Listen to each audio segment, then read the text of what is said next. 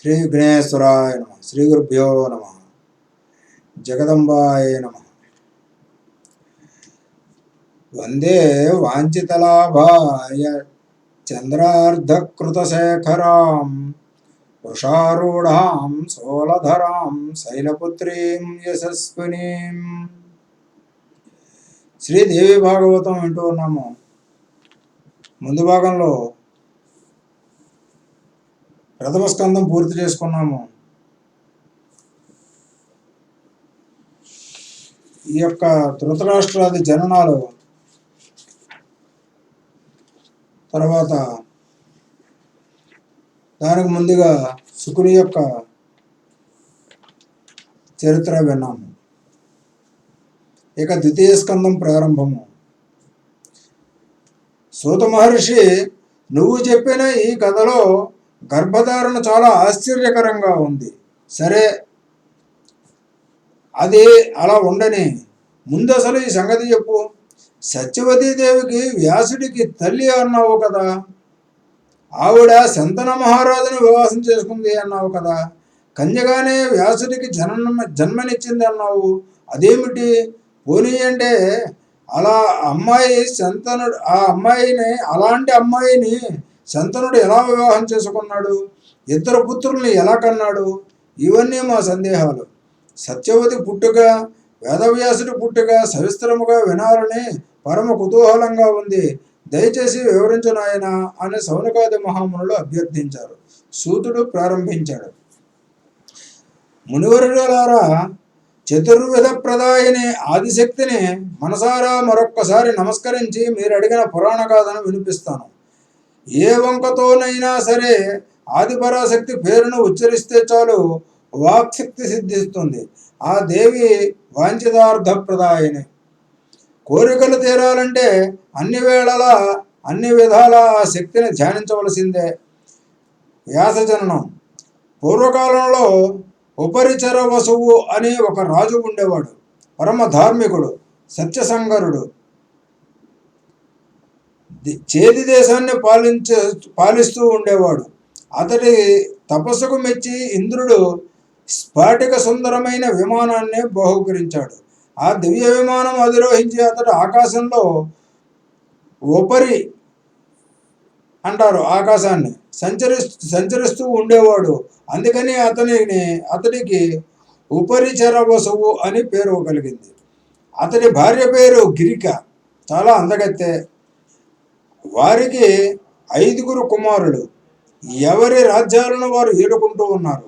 ఒకనాడు ఋతుస్నాత అయిన గిరికాదేవి తన వాంఛను భర్తకు విన్నవించింది. సరిగ్గా అదే సమయానికి వసురాజు గారి తండ్రి వచ్చి పితృకార్యానికి అవసరమయ్యాయి. అడవికి వెళ్ళి మృగాలను వేటాడి తీసుకురమ్మని ఆజ్ఞాపించాడు. భార్య మాట కన్నా తండ్రి మాట శిరోధార్యమని భావించి తక్షణావసరాన్ని గుర్తించి అతడు వేటకు బయలుదేరాడు. మనస్సంతా గిరికా సంగమం మీదనే ఉన్నది. చటుక్కున రాతస్ఖలనం అయ్యింది. వృధా పోనివ్వకూడదని మర్రి ఆకులోనికి పట్టాడు. ఋతుకాలం దాటిపోకుండా దీన్ని భార్యకు చేర్చాలనుకున్నాడు. పెంపుడు డేగకు విషయం చెప్పి ఆకును పొట్లం కట్టి పంపించాడు. ఎక్కడా ఆగకుండా వేగంగా వెళ్ళి గిరికకు ఇచ్చి రమ్మన్నాడు. అది పొట్లాన్ని ముక్కున కరుచుకొని ఆకాశంలోనికి బాణంలా దూసుకుపోయింది. ఎదురుగా వస్తున్న మరో డేగ ఈ పొట్లాన్ని చూసి మాంసం మొక్క అనుకుంది, వెంబడించింది. ముక్కుతో పొడిచింది, కాళ్లతో తన్నింది, గోళ్లతో రక్కింది. రెండింటికి పెద్ద యుద్ధం జరిగింది. ఆ సంరంభంలో పొట్లం కాస్త జారి యమునా నదిలో పడిపోయింది. డేగలు రెండు ఎటు వెళ్ళిపోయాయి. ఆ సమయానికి ఒక బ్రాహ్మణుడు యమునా నదిలో మొలలోతు నీటిలో నిలిచి సంధ్యావందనం చేసుకుంటూ ఉన్నాడు. అద్రిక అనే ఒక అప్సరస జలకేడి ఆడుతూ ఆ బ్రాహ్మణ యువకుడిని చూసింది. ఆట పట్టిద్దామనిపించి మునుగు ఈతతో వచ్చి కాళ్ళు పట్టుకు లాగింది.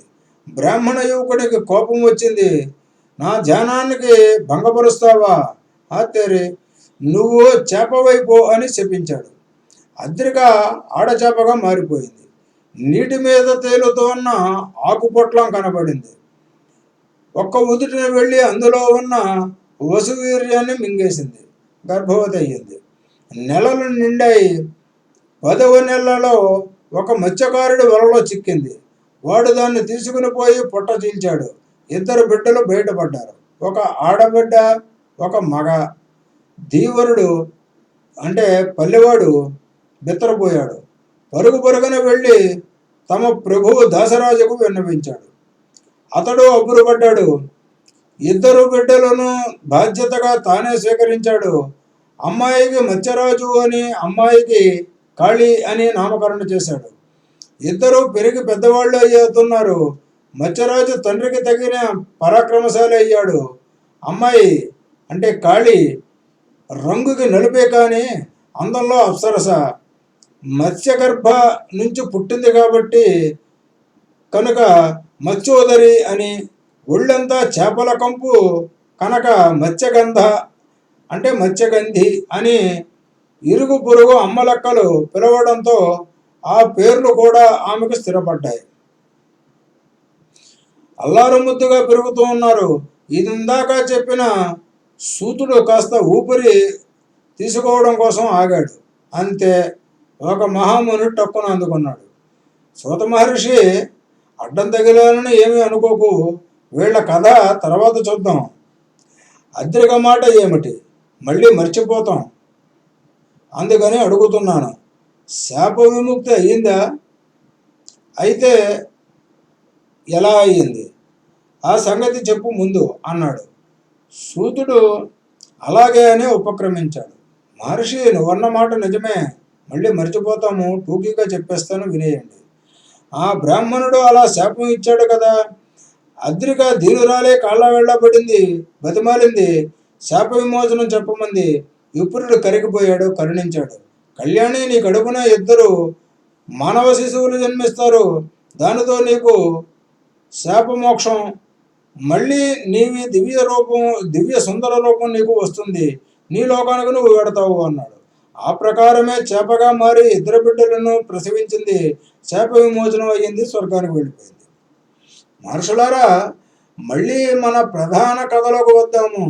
మత్స్యగంధి దాసరాజు గారి ఇంట ఎదుగుతూ ఉంది.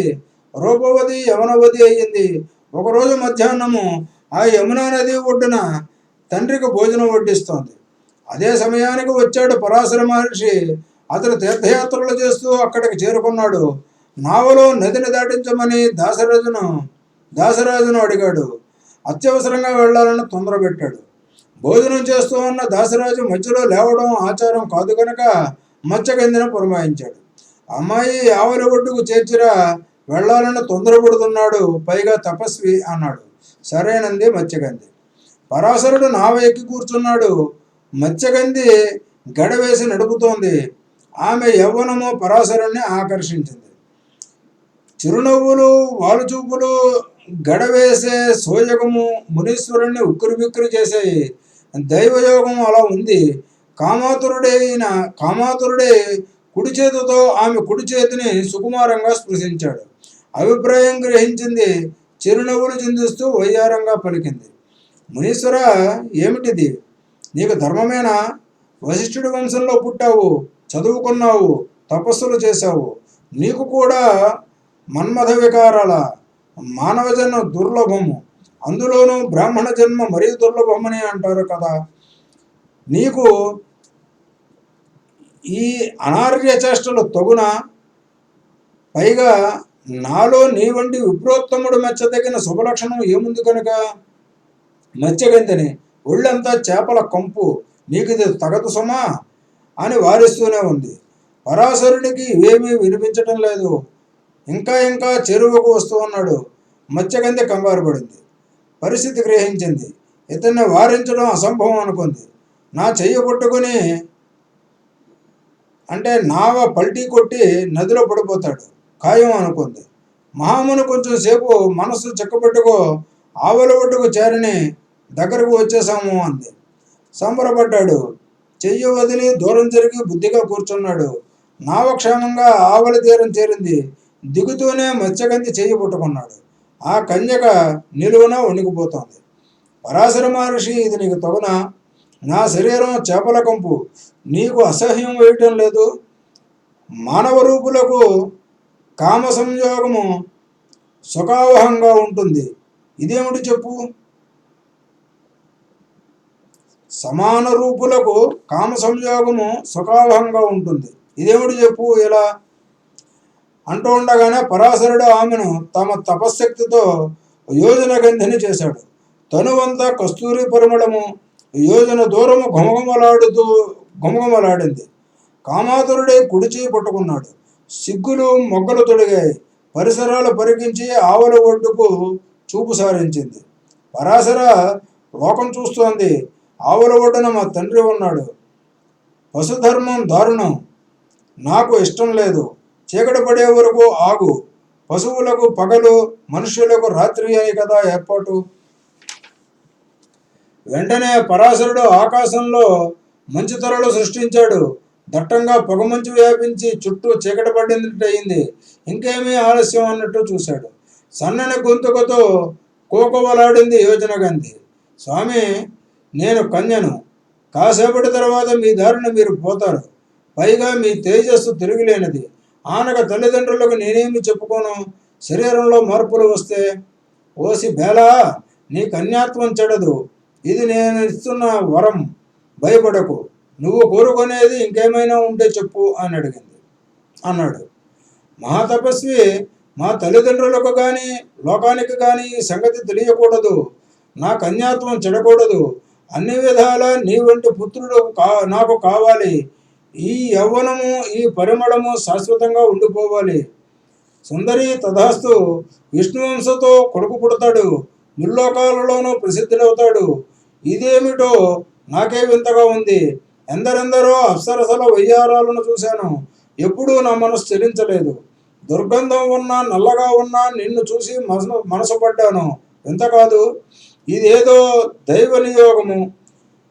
అది దురతిక్రమం. అంటే దైవం హి దురతిక్రమం. అందుకే ఇంతగా కామ వివశుణ్ణి అయ్యాను. సరే, మహా తేజస్వి నీకు బిడ్డగా పుడతాడు. వేదాలను విభజించి పురాణాలు రచించి కీర్తి గడిస్తాడు. యోజన గంధి భయాలు తొలగిపోయాయి. వరాలు మురిపించాయి. మౌనంగా మునీశ్వరుడు కౌగిట్లో కరిగిపోయింది. ఆనంద పార్వశ్యంలో ఉన్న యోజన గంధికి వీడ్కోలు పలికి పరాశరుడు వెళ్ళిపోయాడు. సద్యోగర్భం, పుత్రజన్మం, రంగుకి నలిపే అయిన ముమ్మూర్తుల ముని తేజస్సు, విష్ణువంశ సంభవుడు కనుక పుడుతూనే పెద్దవాడు అయ్యాడు. తల్లికి నమస్కరించాడు. అమ్మ, తపస్సుకు పెడుతున్నాను. నువ్వు ఇంటికి వెళ్ళు. ఏదైనా పని పడ్డప్పుడు నన్ను స్మరించు. వచ్చి వాళ్తాను. చింతించకు, శుభం అంటూనే వెనుదిరిగి చకచకా నడిచి వెళ్ళిపోయాడు. మంచు ధరలు తొలగిపోయాయి. నావ నడుపుకుంటూ యోజన గంధి యువతల గట్టుకు వచ్చింది. తండ్రిని చేరుకుంది. ద్వీపంలో పుట్టాడు కనుక ద్వైపాయనుడు, నల్లగా ఉంటాడు కనుక కృష్ణుడు తీర్థాలు, క్షేత్రాలు సేవించాడు. గాఢారణ్యాలలో తపస్సు చేశాడు. జ్ఞాని అయ్యాడు. కలియుగం రాబోతుందని గ్రహించి వేదాన్ని 4 భాగాలుగా విభజించాడు. అప్పటి నుంచి వేద వ్యాసుడయ్యాడు. పురాణోపపురాణాలుగా మహాభారతం రచించాడు. 5 శిష్యులకు తన తనయుడు శుకునికి అన్ని నేర్పాడు. సుమంతుడు, జైమిని, పైల, వైశంపాయన, అసిత, దేవలులు వ్యాస శిష్యుడు. వీరు లోకమంతటా ధర్మ ప్రచారం చేశారు. సౌనకాది మునులారా, మీరడిగిన సత్యవతి కథ అంటే యోజన గంధి వ్యాస వృత్తాంతము చెప్పాను, విన్నారు కదా. ఇందులో మీకు చాలా సంశయాలు రావచ్చు, ధర్మ సందేహాలు కలగవచ్చు. మహాత్ముల చరిత్రల్లో మనం గుణాలనే గ్రహించాలి. మహతాం చరితే చైవ గుణాగ్రాహ్యా అన్నారు. సత్యవతిది కారణజన్మ. అందుకే చేపకడుపు నుంచి జన్మించింది. పరాశరుడితో కలయిక. అటుపైని శంతనుని వివాహం ఆడటము అటువంటివే. అధర్మము అనివార్యము అయితే మునీశ్వరులు చేస్తారా? వీరంతా కారణజన్ములు. వీరి చర్యలు సాధారణ ధర్మాలకు అతీతము. వాటితో తోచకూడదు. మన దృష్టికి విడ్డూరంగానే ఉంటాయి. ఇది చాలా పుణ్యప్రదమైన ఆఖ్యానము. విన్నవాళ్ళు, చదివిన వాళ్ళు సకల శుభాలను పొందుతారు. సూతుడు ఇలా హెచ్చరించేసరికి శౌనకాదుల ధర్మ సందేహాలు మనసుల్లోనే ఉండిపోయాయి. విశేష ధర్మాలు వింతగానే ఉంటాయి, ధర్మ సూక్ష్మాలు విడ్డూరంగానే ఉంటాయి. సహజం అనుకున్నారు కాబోలు, కానీ కథాపరంగా కొన్ని సందేహాలను వెలుగుచ్చారు. రౌమహర్షిని శంతన మహారాజు సత్యవతిని ఎలా వివాహం చేసుకున్నాడు? అతడు క్షత్రియుడు, గొప్ప వంశము, పురువంశము. ఈవిడ నిషాదపుత్రి. అది కాక భీష్ముడు శంతనుని కుమారుడన్నావు, గంగేయుడన్నావు. అంటే శంతనుడు మొదటి భార్య ఎవరు? ఆ కథా కమీషు ఏమిటి? భీష్ముడేమో తాను పెద్ద కొడుకు అయి ఉండి అన్ని అర్హతలు యోగ్యతలు ఉండి రాజ్యం ఏలకుండా చిత్రాంగదుణ్ణి విచిత్ర వీర్యుణ్ణి రాజును చేయడం ఏమిటి? సత్యవతీదేవి గౌకులను అంటే వితంతు పుత్రులను జన్మింపచేయడం ఏమిటి? అరాచకం వస్తుందనుకుంటే భీష్ముడికి పట్టాభిషేకం జరిపించవచ్చు, వంశం నశిస్తుందనుకుంటే అతడికే వివాహం జరిపించవచ్చు. భీష్ముడు పెళ్లి ఎందుకు చేసుకోలేదుట? భతృహీనులకు సంతానం కలిగించడమా? అధర్మం కాదు. పైగా ఎంతటి అధర్మానికి వ్యాసుడంతటి వాడు పాల్పడటమా? ధర్మాలన్నీ తెలిసినవాడు, పురాణాలు రచించినవాడు, వేదాలు విభజించినవాడు అంతటి వ్యాసుడు పరభార్యలతో, అందున సొంత సోదరుల భార్యలతో కలవడమా? ఇంతకన్నా జుగుప్సితం ఉంటుందా? ఎలా చేయగలిగాడు? శౌనకాదులు తీవ్రంగానే స్పందించారు, ప్రశ్నల వర్షం కురిపించారు. పైగా ఇది నైమిసారణ్యం, పరమ పవిత్ర ప్రదేశము.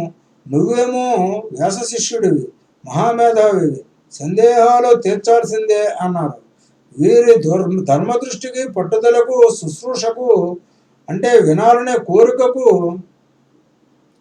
సూతుడు ఉప్పొంగిపోయాడు, దూకుడుగా అందుకున్నాడు. గంగా శంతన వృత్తాంతం. ఇక్ష్వాకు వంశంలో మహాభిషుడు అనే చక్రవర్తి ఉండేవాడు. ధర్మశీలుడు, సత్యసంధుడు. 1000 అశ్వమేధాలు, 100 వాజపేయాలు చేశాడు. ఇంద్రుణ్ణి సంతోషపెట్టాడు, స్వర్గంలో నివాసం పొందాడు. ఒక రోజున ఈ మహాభిషుడు బ్రహ్మదేవుడి కొలువుకి వెళ్ళాడు. ప్రజాపతిని సేవించుకోవడం కోసం దేవతలు అందరూ వచ్చారు. మహానది గంగాదేవి కూడా వచ్చింది. ఆ సంరంభంలో గాలి తాకిడికి ఆవిడ పవిట జారింది. గమనించినట్టు లేదు. చూడటం తప్పు అని దేవతలంతా అసలే అనిమిషులు అంటే రెప్ప వేయడం ఉండదు వాళ్ళకి, ఎప్పుడూ కళ్ళు తెరుచుకునే ఉంటాయి.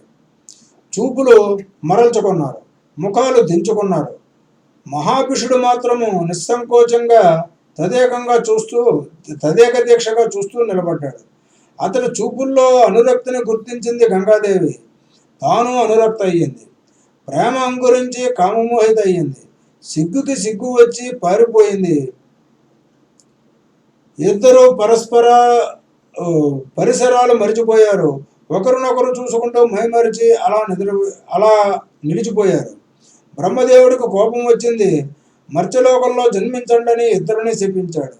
అప్పటికి ఒళ్ళు తెలిసి ఇద్దరు కొలువు వదిలి వచ్చివేశారు. మహాభిషుడు భూలోకంలో ధర్మతత్పరులను వెదికి పురువంశంలో ప్రదీప మహారాజుకు పుత్రుడిగా జన్మించాడు. ఆ కాలంలో అష్టవసువులు తమ భార్యలతో కలిసి ఆకాశంలో స్వేచ్ఛగా విహరిస్తూ వశిష్ఠుడి ఆశ్రమ ప్రాంతానికి వచ్చారు. అందులో ఒక వసువు పేరు ద్యు. అతడి భార్య వశిష్ఠాశ్రమంలో నందిని ధేనువును చూసింది. ఇది ఎవరి ఆవు అని ప్రశ్నించింది. వశిష్ఠుల వారిది అని చెప్పి ఊరుకోకుండా జువు దాని విశిష్టతలు కూడా చెప్పాడు. ఇది దివ్యధేనువు, దీని పాలు తాగిన వారు దీర్ఘాయువు, నిత్య యవ్వనము సిద్ధిస్తాయన్నాడు. అయితే ప్రియ, నా ఇష్టసఖి ఉసీనర పుత్రి మృత్యులోకంలో ఉంది. ఆమె కోసము దూడతో సహా ఈ గోవును తీసుకుపోదాము. దీని పాలు త్రాగి జరారోగ పీడలు వదిలించుకొని నా స్నేహితురాలు మళ్ళీ మనలో ఒకటవుతుంది. నిత్య యవనంతో క్రీడిస్తుంది, తీసుకుపోదాం పట్టు అంది. ఆ సమయంలో వశిష్ఠుడు ఆశ్రమంలో లేడు, ఫలపుష్పాదుల కోసం అడవిలోనికి వెళ్ళాడు. ఇదే అదనం అనుకుని ఆ వసువులు యనమండుగురు కలిసి ఆశ్రమంలో దిగారు. జీవు ప్రోత్సాహంతో నందిని దేవునును అపహరించి తీసుకుని పోయారు. కాసేపటికి వశిష్ఠుడు వచ్చాడు. నందిని కనిపించలేదు. అంతటా వెతికాడు. కొండలో గాలించాడు. ఎక్కడా కనిపించలేదు. కోపం వచ్చింది. ధ్యానంలో కూర్చుని దివ్య దృష్టి సారించి చూశాడు. విషయం తెలిసింది. యనమండుగురిని భూలోకంలో మానవులుగా జన్మించమని శపించాడు. ఈ దుర్వార్త వసువులకు చేరింది. ఆగ మేఘాల మీద వచ్చి వశిష్ఠుల వారి కాళ్ళు పట్టుకున్నారు. పొరపాటు చేశాము, క్షమించమని బతిమాలుకున్నారు. బ్రహ్మర్షి శాంతించాడు. శాప తీవ్రత తగ్గించాడు. ఏడాదికి ఒకరు చొప్పున శాప విముక్తి పొందుతారు. అపహరణలో ప్రధాన పాత్ర జూది కనుక అతడు మాత్రము దీర్ఘకాలము మానవ శరీరంలో ఉండక తప్పదు పొండి అన్నాడు. మానవ గర్భంలో జన్మించడము, సంవత్సరం పాటు నివసించడము ఎలాగరా భగవంతుడా అని బాధపడుతూ తిరిగి వెడుతూ ఉన్న అష్టవసువులకు బ్రహ్మలోకం నుంచి భూలోకానికి వస్తున్న గంగాదేవి కనిపించింది. అందరూ ఆవిడను శరణు వేడారు. అమృతం తినే దేవతలం మానవ గర్భవాసం ఎలా చేయగలం? అందుచేత తల్లి, దయచేసి నువ్వు మానవ రూపం ధరించి మమ్మల్ని ఉద్ధరించు. రాజర్షి సంతనుడికి భార్యవై 12 నెలలు మోసి మమ్మల్ని ప్రసవించి పుట్టిన వాడిని పుట్టినట్లు నీ పవిత్ర జలాల్లో కలిపి, ఇలాగైతే నీ శాపంతో మా శాపానికి అనుకూలించి మాకు ముక్తి ప్రసాదించిన దానవుతావు, అంగీకరించు నదీమ తల్లి అని అభ్యర్థించారు. గంగమ్మ సరే అంది. వసువులు తృప్తి చెంది తమ లోకాలకు వెళ్ళిపోయారు. ప్రతీప మహారాజుకు సంతానం లేదు. పుత్రార్థియే గంగా తీరాన సూర్యోపాసనకు కూర్చున్నాడు. తీవ్రంగా తపస్సు చేస్తూ ఉన్నాడు. ఒకనాడు హఠాత్తుగా నీటి నుంచి ఒక సుందరాంగి లేచి వచ్చి ప్రతీపుడి కుడి తొడపై కూర్చుంది. కళ్ళు తెరిచి చూశాడు. రూప యవ్వనశాలి, శుభాంగి. ఎవరివి నువ్వు? నా అనుమతి లేకుండా వచ్చి నా తొడ మీద కూర్చున్నావు ఎందుకని? ప్రతీపుడు సౌమ్యంగా ప్రశ్నించాడు. కామించి వచ్చాను, స్వీకరించు అంది సుందరాంగి. వర్ధిని, నేను పరస్త్రీ పరాంగుఖుణ్ణి. పైగా నువ్వు నా కుడి తొడపై కూర్చున్నావు. అది కొడుకో కూతురో కోడలో కూర్చోదగిన చోటు. అందుచేత కొడుకు పుడితే నువ్వు నాకు కోడలివి అవుదువు గాని నీ పుణ్యాన అయినా నాకు కొడుకు పుడతాడు, సంశయం లేదు అన్నాడు ప్రతీపుడు. సుందరాంగి సరే అనింది, వెళ్ళిపోయింది. ప్రతీపుడు తపస్సు చాలించి నగరానికి చేరుకున్నాడు. ఆ సుందరాంగినే గురించి ఆలోచిస్తూ ఉన్నాడు. కొంతకాలానికి ప్రతీపుడికి అంతఃపురం కళకళలాడింది. కొడుకు పుట్టాడు. అల్లారు ముద్దుగా పెరిగి పెద్దవాడయ్యాడు. అతడే శంతనుడు. రాజ్యం అతనికి అప్పగించి వానప్రస్థానికి పోదామని ప్రతీపుడు నిర్ణయించుకున్నాడు. కొడుకుని పిలిచి ఆనాటి సుందరాంగ వృత్తాంతం చెప్పాడు. నువ్వు ఏ వేట కోసమో ఏ అడవులకో వెళ్ళినప్పుడు ఆ సుహాసిని నీ దగ్గరకు వస్తుంది. కామార్తనం అంటుంది. తిరస్కరించకు. ఎవరివి నువ్వు అని ప్రశ్నించకు. ధర్మబద్ధునిగా స్వీకరించు, సుఖించు. ఇది నా ఆజ్ఞ అని చెప్పేసి ప్రతీపుడు శంతనునికి రాజ్యం అప్పగించి అడవులకు వెళ్ళిపోయాడు. ఆదిశక్తిని పరాంబికమును ఉపాసించి మోక్షం పొందాడు. సౌనకాది మహామునులారా, శ్రద్ధగా వింటున్నారా అని ఒక హెచ్చరిక విసిరి సూతుడు ప్రవచనం కొనసాగించాడు. శంతనుడు ధర్మతత్పరుడే, రాజ్యము చేస్తూ ఉన్నాడు. అతడికి మృగయ వినోదం పట్ల అంటే వేట పట్ల ఆసక్తి మెండు. క్రూరమృగాలను వేటాడి చంపడంలో దిట్ట. గంగా తీరాన ఒక ఘోరారణ్యంలో వేటాడుతూ ఉండగా సుందరాంగి కనిపించింది. రూప యవ్వనశాలి, చారుహాసిని, వరవర్ణిని. శంతనుడికి తండ్రి మాటలు జ్ఞాపకము వచ్చాయి. ఆవిడే ఈవిడ సందేహం లేదు అనుకున్నాడు. సౌందర్య మధురామృతాన్ని కనులారా గ్రోలుతున్నాడు. రెప్ప వేయకుండా చూస్తున్నాడు. తనివి తీరలేదు. తనువు పులకించింది. అణువణువున రోమకోపాలు ఉబికి బిగిసి నిలుచున్నాయి. నిస్సంకోచంగా తదేక దీక్షగా చూస్తూ నిలబడ్డాడు. అతడు చూపుల్లో అనురక్తిని గుర్తించింది ఆ సుందరాంగి. అవే కన్నులు, అవే చూపులు. అదే అనురక్తి మహాపురుషుడిగా గుర్తించింది సుందరాంగి. శంతనుడు మాత్రము గంగాదేవిగా గుర్తించలేకపోయాడు. కానీ మధురంగా స్వాంతనంగా పలకరించాడు. సుందరాంగి దేవకాంతవా మానవకాంతవా, నాగ యక్ష గంధర్వాప్సరసలలో ఏ జాతి నీది? ఎవరైతే నాకేమిలే. ఇదే చిరునవ్వుతో ఇదే అనురాగంతో ఇలాగే ఇప్పుడే నాకు ధర్మపత్నివి కా. ఇతడు నన్ను గుర్తించలేదని గ్రహించింది గంగాదేవి చెదరని చిరునవ్వుతో బదులు పలికింది. నృపోత్తమ, నిన్ను నేను ఎరుగుదును. ప్రదీప మహారాజు గారి పుత్రరత్నానివి. నీ వంటి వాణ్ణి పతిగా పొందాలని ఏ సతి మాత్రము కోరుకోదు. అలాగే నీ మాట జవదాటను. అయితే నాదొక నియమం నువ్వు పాటిస్తానని మాట ఇవ్వాలి. నేను ఏమి చేసినా అది శుభం కానీ అశుభం కానీ నువ్వు ప్రశ్నించకూడదు, అడ్డు చెప్పకూడదు, నిందించకూడదు.